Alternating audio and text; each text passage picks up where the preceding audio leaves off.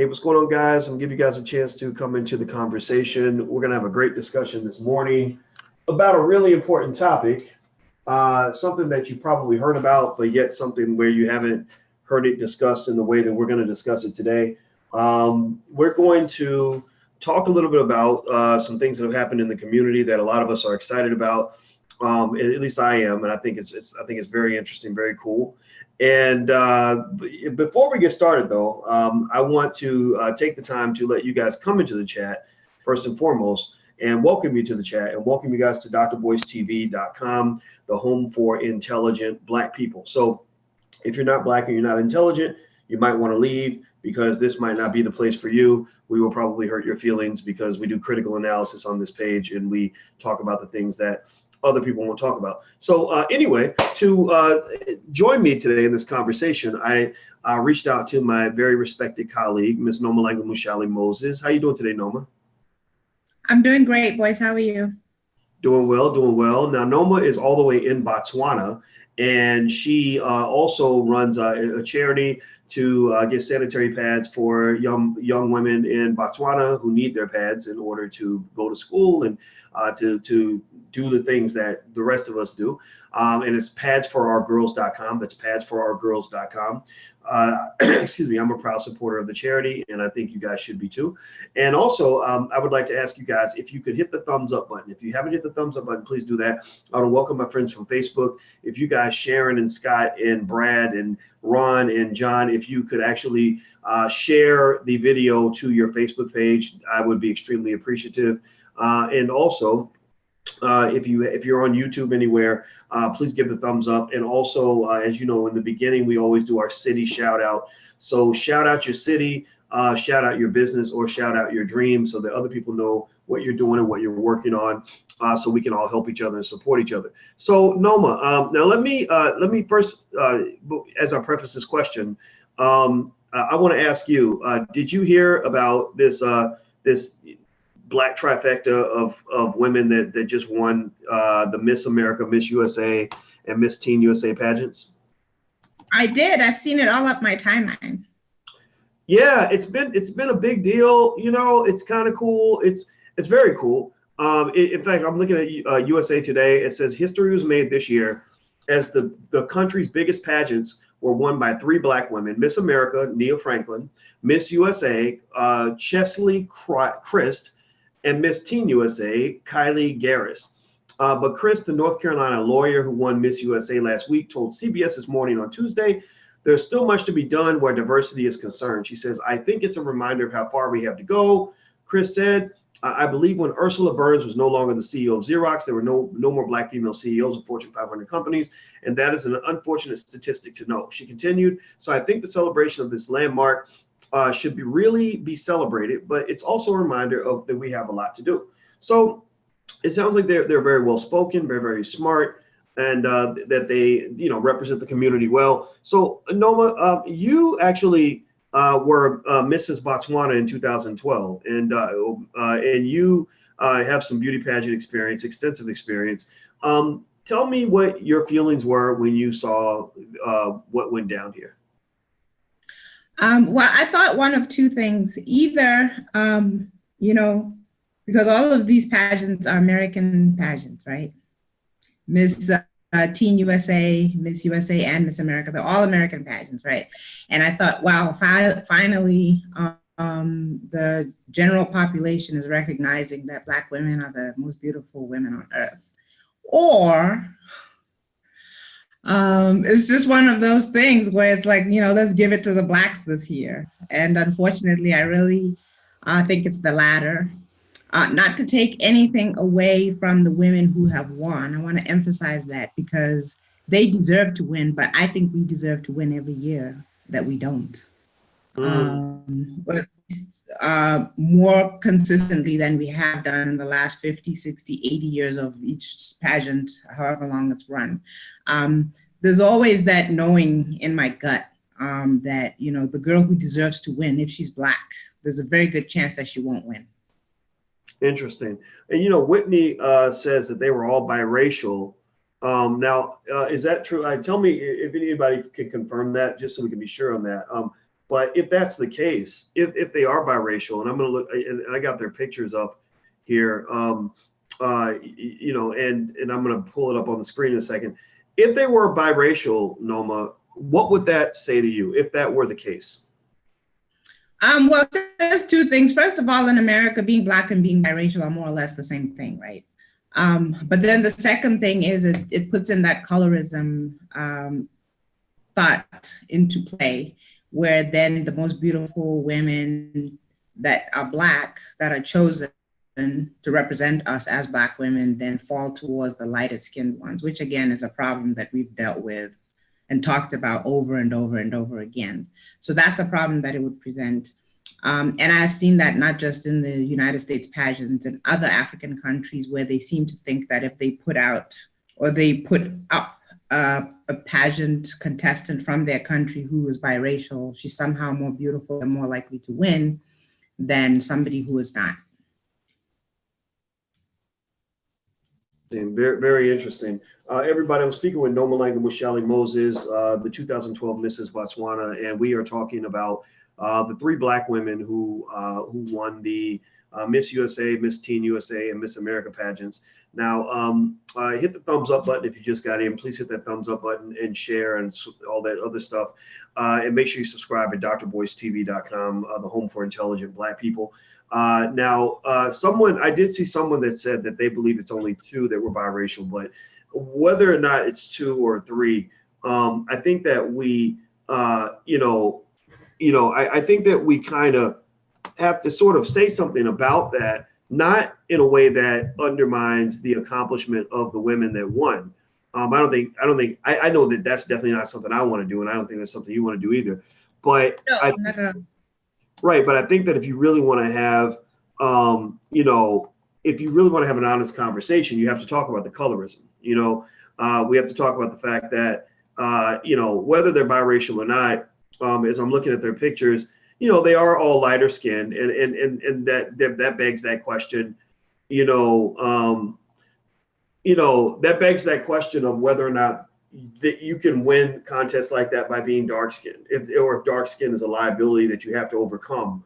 Like, for example, I'm a firm believer that, Barack Obama never would have been president if he looked like Wesley Snipes. Tell me yes or no, guys. Yes or no. What do you guys think? Will Barack Obama have still been president of the United States, if he looked like Wesley Snipes? I'm going to give you guys a chance to answer that question as I invite some more people into the chat. What do you think, Noma? I think he wouldn't have won. Yeah, and I do also think, going back to the pageant question, look, I'm African as African can get, right?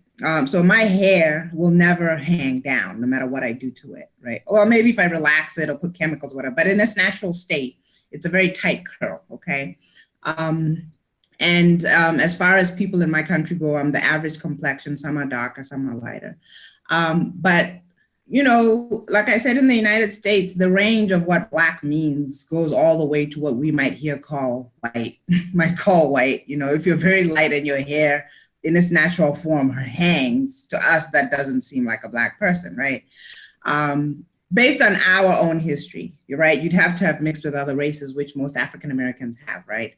But the point I'm making is that where beauty standards are concerned, we do tend to lean more towards the women who have the less tight curl with longer hair and the lighter complexion, almost to the point of being as light as a white person.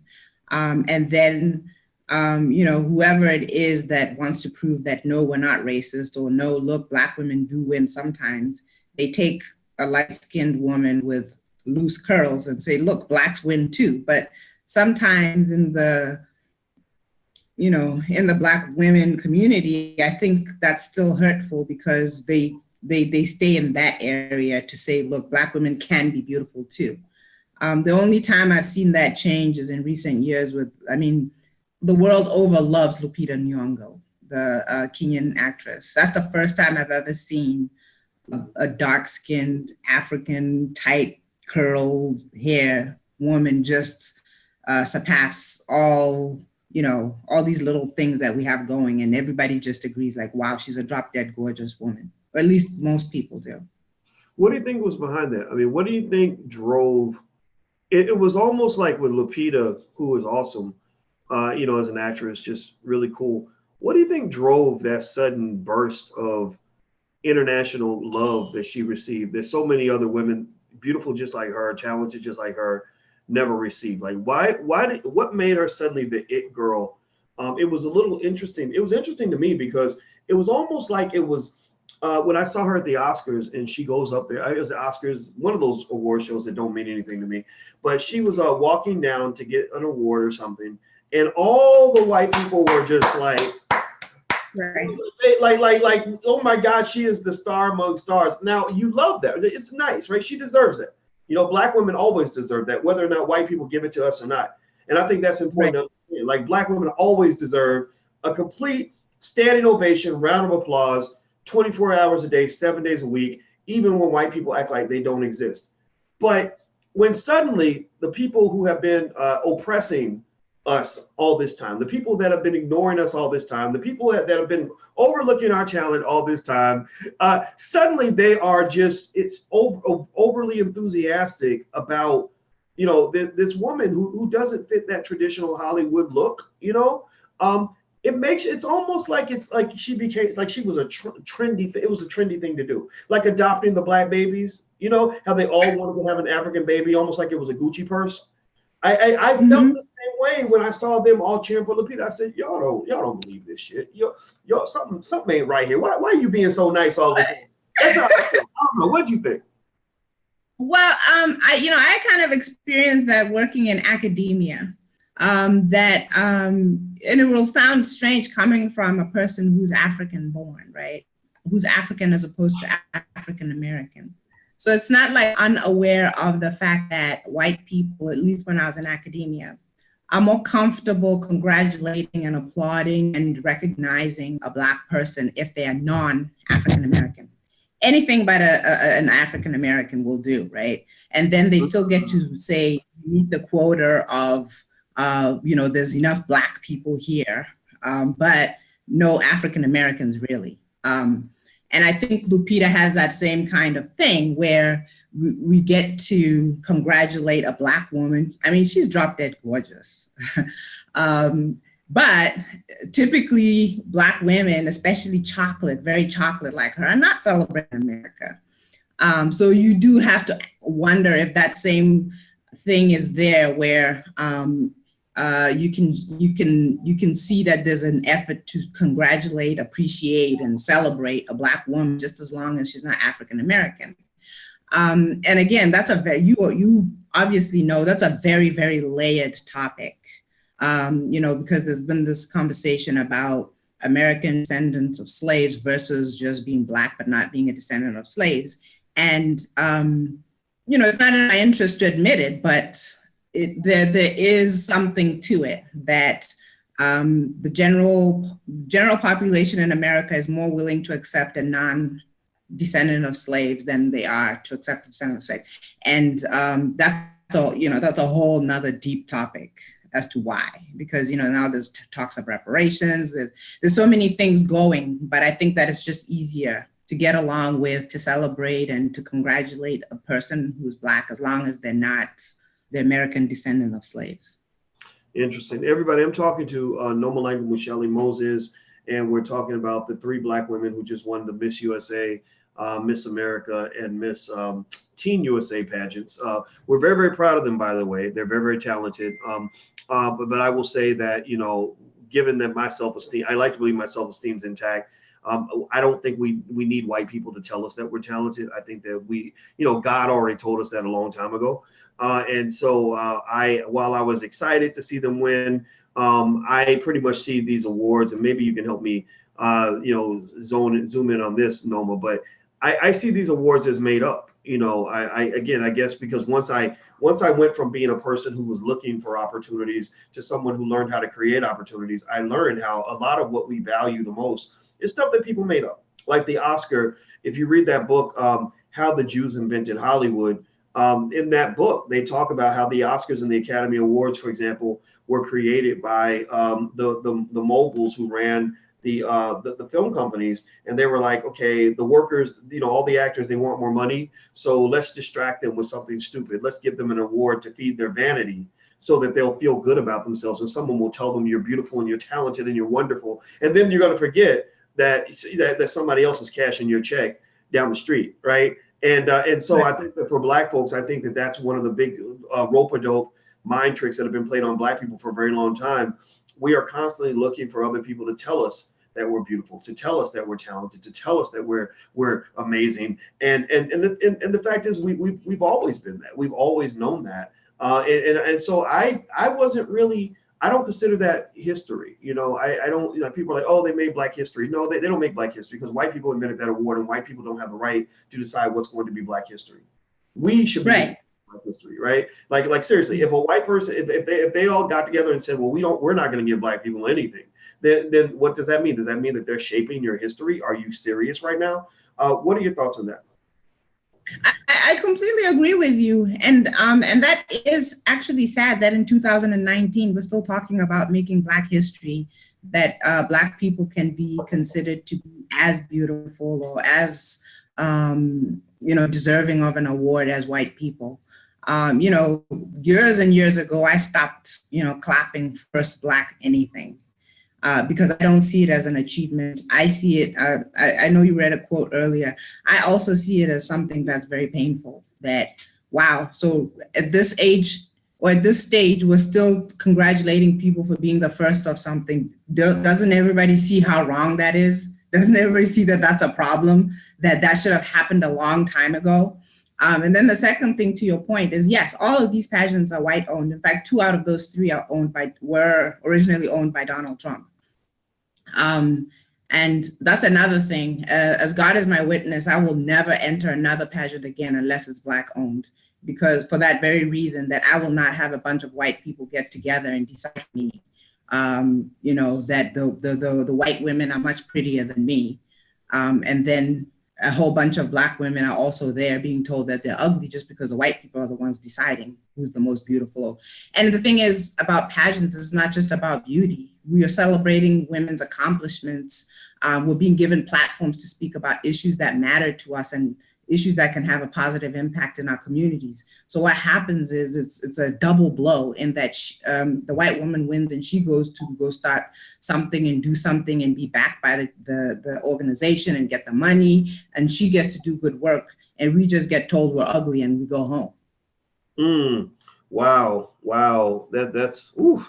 That's deep. I've never heard it that way. I mean, I think that explains why I felt compelled to ask you about this topic, because you have this extensive pageant experience, and you actually won. You're a winner. You're not a sore loser. You won a lot of these pageants, and she was Mrs. Botswana 2012, and I think that just speaks to I guess some of the pain that some of us feel when we're constantly seeking love in all the wrong places. That's what I call it. You're it's like they're handing out your self-esteem. Like you get to have you get self-esteem, you get self-esteem, you get self-esteem. You don't get self-esteem, Black girl, because I mean, my God, look at you. You're disgusting, right? And I think that's kind of what we've allowed people to do to us. And I think that it really speaks to our mental health issue, that the people who hurt us the most, the people who've been the most disrespectful to us, are the first ones we thank when we finally get acknowledged on any level, right? Like there's probably some group of large group of Black people out there who is appreciative that this group of racist people, in this organization, two out of 3 which were founded by Donald Trump, that they're thankful that the people in this organization have finally acknowledged them. Thank you for acknowledging Black women. Thank you for making Black history. Thank you, white Jesus and massa. Thank you, sir, so much for finally acknowledging us. When really, some would say you should be spitting in their face for the fact that they didn't recognize the obvious from the beginning. What do you think? I completely agree with you. And the thing is, it is all over my timeline. I've really tried to ignore it. It's all over my timeline. People saying how wonderful it is and how great it is, and it also has that it gives me that same feeling when I don't know her name or remember her name. I know her name was Rachel when she was acting in Suits, and she's half white, half black, and she went and married Prince Harry. Oh, I mean, there was many. how do you guys feel about Meghan Markle? Meghan Markle, is that what you're talking about? Yeah, I think that's her Yeah, name. everybody. I mean, it's so funny how many people are just losing their mind over yes, now they're losing their mind that she had a baby, and it's a whole thing. And the whole time I'm thinking, what? You literally just had this girl be the first. Or, there were some people who kept trying to prove, like, no, in 18 something, there was this girl who looked white, but actually she was black and she was in the royal family or whatever. But they have clearly shown us how they feel about black people. Like, don't marry them, don't nothing them, right? We're keeping our whiteness pure and we're not letting these people in, right? And Prince Harry, from what I can tell, is somewhat of a rebel in his family. So obviously he went and got a half black girl and dragged her. Off his parents. Yeah, you see? And we're supposed to celebrate that somebody's, turning us into a fetish, rebellious something or other, and we're supposed to celebrate that. And somehow that she married him because white is right. We're supposed to now have these hopes and dreams that one day we can also marry a white prince. Oh, Lord. And to me, it's the most ridiculous. It's the same line of thinking as this whole thing of, article after article, the Griot, all of these black sites, they're all posting, look at us, 3 of us finally got chosen to be told we're the most beautiful by a white pageant. It's ridiculous. To me, it all fits in the same thing. Like, I didn't even watch that wedding with, what's her name, Megan, and I didn't understand why it was important for me to be happy for her to be marrying into a bunch of white racist family. I just don't get it. Like, yeah. Okay, good for her. She lives in a castle or whatever. Maybe she'll never have money problems again. Or I'm just not sure what we're celebrating. Everybody, I'm talking to Nomalanga Mushali Moses, and we're talking about the 3 black women who were named Miss USA, Miss Teen USA, and Miss America all at the same time. And what's worth celebrating, what's not worth celebrating. Do me a favor, please hit the thumbs up button. If you haven't hit the thumbs up button, please do that. Also, please share this video. Nomalanga's charity is for young ladies that she provides sanitary napkins to, so they can go to school and have normal lives. And I hope you'll support it. The URL is padsforourgirls.com. That's padsforourgirls.com. And I want to give a reminder to everybody, if you live in Philadelphia, I'll be in Philadelphia May 19th doing a day-long investment seminar. If you want to come out, go to drboysphiladelphia.com. That's drboysphiladelphia.com. You can actually get a substantial discount by using the code word Philly, PHILLY, the code word Philly. So I'll be there May 19th. So I wish I was in Philly on May 19th. I know, right? Well, I'll be there. So if you change your mind and want to fly from Africa the day before, feel free. It'd be awesome to have you. I think that I hit that thumbs up button. Please hit the thumbs up button. That's really important. So Noma, I think that what I'll say is I guess in my clearest terms, I would say that I was very proud of the women. I think that they're accomplished, successful. I think it's great. I'm kind of concerned about this idea that we feel just so excited and so privileged when white people finally acknowledge us. I think that is a reflection of our self-esteem issue. I think that you're right. You were right to tie it to Meghan Markle marrying Prince Harry. Like, who gives a shit? She's a black woman who married a rich white guy. Good for her. Go get your money, girl. Do whatever you're gonna do, but don't act like you had an upgrade. You didn't have no fucking upgrade. Excuse my French. You had a downgrade as far as I'm concerned. Because ain't nobody better than the black man. Am I right or am I right? Please tell me if you agree. Say, yes, I agree. Ain't nobody better than the black man. That's why everybody wants us all around the world. And ain't nobody better than the black woman. So it is a privilege that Prince Harry gets a chance to be with that black woman. He's not doing anybody any favors by scooping down into the basement and grabbing this forbidden species, right? Like, no. It's a privilege that he gets to be with this black woman, and she's downgrading, in my opinion, by not dating a black man, not being with a black man. That's my belief. Maybe it's something wrong with me for saying that. Maybe I'm a bad person. I don't care. But whatever. If you don't agree, then just get out of my face. So I think that overall, I think I will say clearly that this is not Black history. These three Black women winning the pageant is not Black history, because white people you don't get to choose Black history. We choose Black history. Right. You don't get to choose our heroes. We choose our heroes. And so some people will choose to look at these women as heroes. Some people will not, and that's okay either way. We make that decision, and the reason that that's important is because you don't want white folks sitting on a panel deciding like which Black people are we going to elevate and which ones are we not going to elevate. So you have to watch the language. Like, for example, Yes. I saw the language where one of the pageant contestants was saying, this represents progress. Progress toward what? Toward what? Integration, but we've already proven pretty clearly over the evidence of the last 50 years that integration was not good for Black people. That we was not down, we hurt ourselves with integration. So when you say progress, be careful what progress means. Progress should mean, maybe it means education and knowledge. Maybe it means wealth building in our community, ownership, right? You can define what progress means. Just don't let them define for you what progress means, because they're always going to say that Black progress means that that the worst, most horribly racist white person has finally decided to let you in his house. And if you really have your self-esteem intact, you'll say, I don't think I want to go in your house because you did badly for all this time.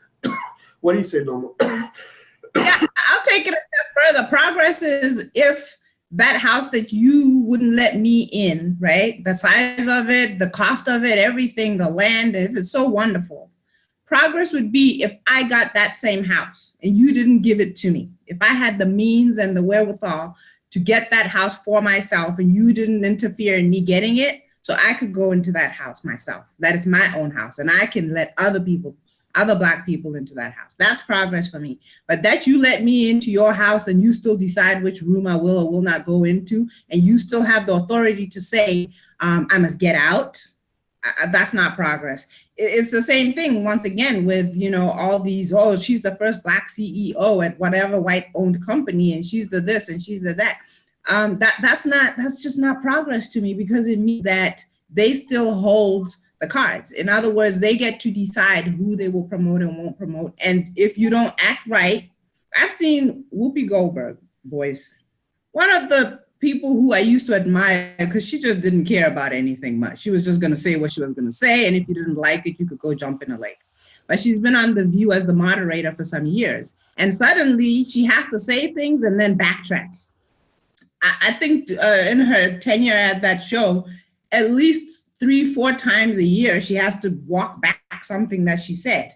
So she doesn't even have the freedom, after all those years winning Oscars, being one of the most celebrated Black actors or actresses that there has been, she still doesn't get to sit on a panel that the whole purpose of the panel is to express your opinion, your views, and your what you think and what you feel. She still doesn't get to do that, or at least it's a very short leash. And if she doesn't say what she needs to say afterwards, she would lose that job. If they say, we didn't like that you said that, and she doesn't go back and sit there and say, wait, what I meant was this and it's not that, she would lose her job. She would lose that job. Wow. Well, and they call it The View, but it's The View if your view is acceptable, and your view is usually not acceptable if you're clearly Black, and if you're Black every day of the week and Black all the time. No, your view is acceptable if you're hurting any white people's feelings by telling the truth.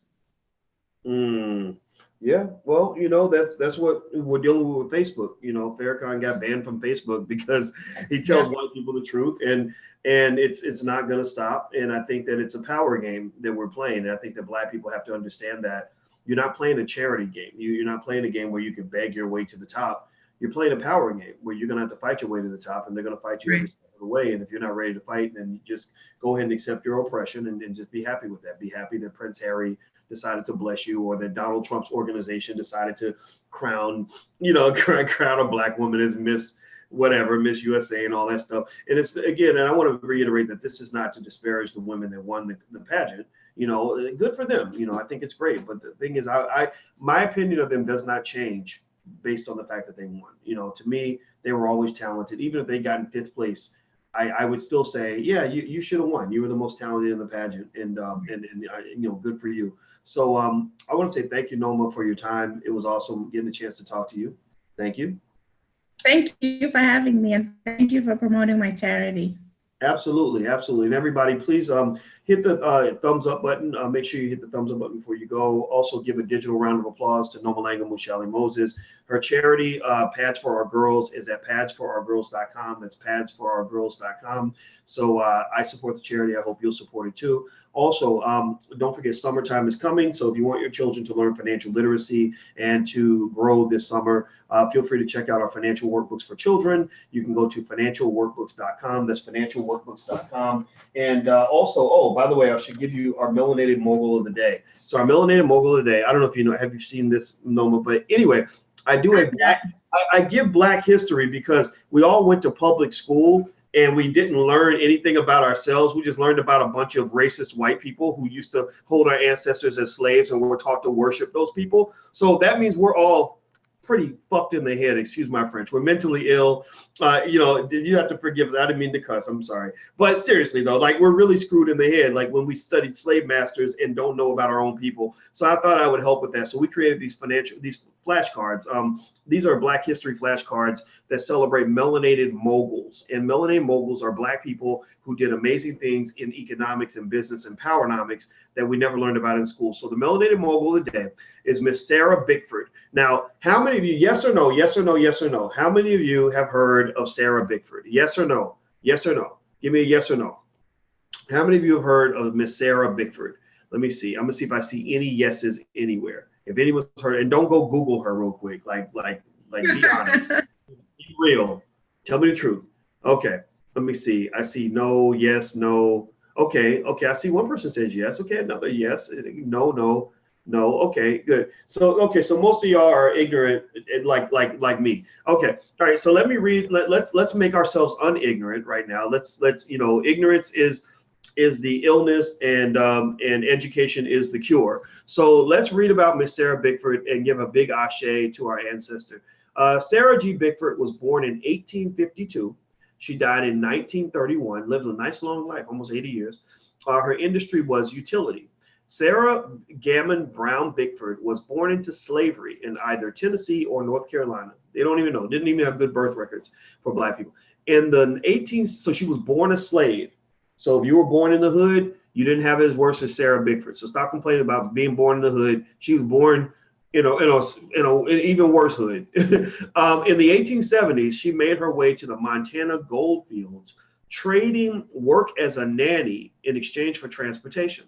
She ultimately became the sole owner of the Virginia City Water Company, becoming the first and only woman in Montana and probably the nation's only female African-American to own a utility. What? Wow. What? Tell me that's not the coolest thing ever. A Black woman in history. Yes, that's Black history. Yes. That's a pageant, man. Seriously, who cares about a Donald Trump beauty pageant? This Black woman owned a utility in the 1870s. What? I believe I can do anything. No, I believe I can fly. Like R. Kelly taught us back in the day before he became a whatever he is. Anyway, let me keep reading. Let me see. In 2012, the state of Montana honored her by inducting her into the Gallery of Outstanding Montanans. Well, that's kind of like that beauty pageant, right? So we don't care when they acknowledge us, but we need to acknowledge ourselves. Now, I need y'all to just tell me, think about this though, really. Why is it that, we know about people like Ben Franklin, we celebrate Alexander Hamilton, people like that. These are common names. If I ask a Black person, do you know who George Washington is? The person could literally have a third grade education and be strung out on crack and would still know who George Washington is, right? Pay attention. But if I go up to the most educated Negroes I know, went to Harvard, went to school till they were 30 and said, do you know who Sarah G. Bickford is? Most of them would not know. Or if I said, well, tell me. I go to Harvard, but I'm an educated Negro and I didn't know either. Well, you're not a Negro. You live in Botswana, so you had some a cultural support that I think that we are lacking, that we're still looking for, in the African American community, and I respect that. But if you ask that Harvard educated Negro, tell us something about Marcus Garvey. Like, tell us, give us a quote. Have you read a book by Garvey? Have you what are some of his beliefs? They wouldn't be able to tell you, right? And these are the most important people in history for us. But we can tell you all day about George Washington, Ben Franklin, Abraham Lincoln, and people who literally wanted us to be slaves, who probably raped black women in their lives, who were super predators, far beyond anything in R. Kelly or Michael Jackson or whoever could have ever done, right? So I think that for us, we got to understand the depth of our mental illness and how we're going to fix that. So Ashe to Sarah Bickford. Here is the picture. Here's the actual real picture. I want you guys to see that up close. So I want you all. I think that in terms of Black people, boys, I think that, we often say that there's something wrong with Black people or that there's mental illness, but you have to understand that these institutions that they call school and education, they get our children at 5 years old. They get our children's brains at 5 years old. And I'm more convinced now than I ever was that the white public school system or the public school system in America was not made for the benefit in any shape or form, for the benefit of any child who's Black. It was created for white people by white people. And it's that same thing that we're talking about. We fought so hard to get in there.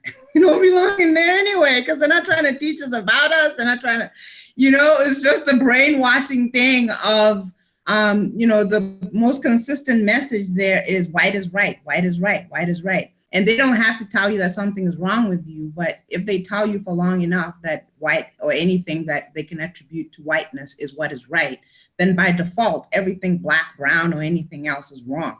And that's a very, very deep message that you see in people like adults, and you're talking to them and they have these little things in their mind that keep coming up, and you can attribute it to the fact that from the time they were 5 years old, they were programmed and conditioned to think that something is really, really wrong with them. Well, I agree with you 100%. And let me supplement, let me add to what you said. They don't get our children at 5 years old. We hand them our children. Right. At 5 years old. We hand over our children. It's a choice. Well, I don't, and I didn't, but yes. Right. But that's what I'm saying. Like Kanye West, I'm gonna go Kanye West on y'all for a minute. Mental slavery is a choice. Slavery may or may not be a choice, depending on where you stand. It's up to you to decide how you feel about that. But mental slavery is a choice, right? And as you mentioned just now, you chose not to have your children poisoned by that system. You took your kids out and you figured out how to homeschool them. And actually, Noma teaches a class on how to homeschool your child and exactly what she did. And she breaks it all down. If you want to go take a look at it, it's theblackhomeschoolguide.com, theblackhomeschoolguide.com. So feel free to go check that out. So I think that's important to understand, because what we do is in Black people, we get caught in a loop, like a computer gets caught in a bad loop. We get caught in a loop of constantly complaining about what white people are doing to us when we volunteered for the torture. Right. We get caught in that loop. And I think that everything that you just said about the school system is totally true. We've known that it's true for a long time. The question is, when are you going to get out of the loop and go to the next step, which is actual action? We're still not that good at the action piece yet when it comes to confronting white supremacy. So confront it with action. It's not like I have to give a lecture on why the public schools are bad. I think everybody knows that, right? So what are you going to do with all that energy? Just keep it inside you and stress yourself out? They're bad, but they're even worse for Black children. I mean, every time I think about it, I want to cry when I think that Black parents are putting their kids in those schools. The stories that you hear nowadays, the videos that you see with these white teachers going crazy, hitting Black children. It's just the way they talk to them, the way they, and even if they don't overtly do it, they're doing it in another way. Yeah, well, schools are prisons. Public schools are prisons, and I guess the question is, how long are we going to keep volunteering our children for prison? There are homeschool networks out there. There are Black-owned schools like Freedom Home Academy International in Chicago. They educate kids better than any public school I've ever seen, and they do it on a budget that's probably 1/1000th of what the public schools get. So, you know, ultimately, I think that we have to reconsider everything. You know, if you want to really be Black in America, in my opinion, you've got to question everything, reconsider everything, realign your life, because if you align yourself too much with these systems, you're going to feel stressed out and oppressed, and you're also going to be you're just going to spend your life mad, and you're going to fail, and you're going to wonder why you failed, and you're going to be mad because you failed, and you got to get off the grid. So thank you, Noma. I appreciate your time, and also if you guys want to get the flashcards that I just showed for your kids. These are the Melanated Moguls flashcards that teach business history. We also have Melanated Monarchs and Melanated Minds, which are for women and also for smart people that your kids should know about. So feel free to go to melanatedflashcards.com. That's melanatedflashcards.com. And of course, our financial flashcards are at financialflashcards.com. So thank you very much, Noma. It was great talking to you. And I'm going to let you guys go. And I will see you soon. Have a good day. Am I standing by?